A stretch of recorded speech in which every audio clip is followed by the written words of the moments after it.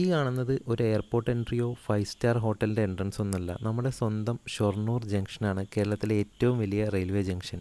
രാജ്യത്തെ നവീകരിച്ച അമൃത് ഭാരത് പദ്ധതി പ്രകാരമുള്ള 1200 സ്റ്റേഷനുകളിൽ ഒന്ന് നമ്മുടെ ഷൊർണൂർ ജംഗ്ഷനാണ്. നമുക്ക് അകത്തേക്ക് കയറാം, കാഴ്ചകൾ കാണാം. എല്ലാവർക്കും നമസ്കാരം, ഞാൻ വിഷ്ണു.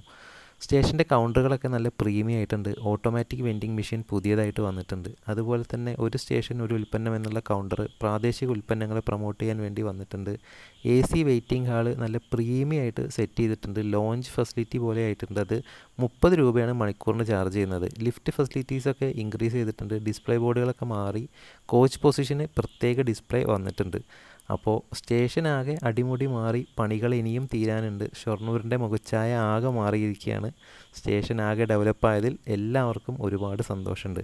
ഇതുപോലെ തന്നെ പാർക്കിംഗ് ഫെസിലിറ്റിയും ടോയ്ലറ്റ് ഫെസിലിറ്റിയും അടിപൊളിയായിട്ടുണ്ട്.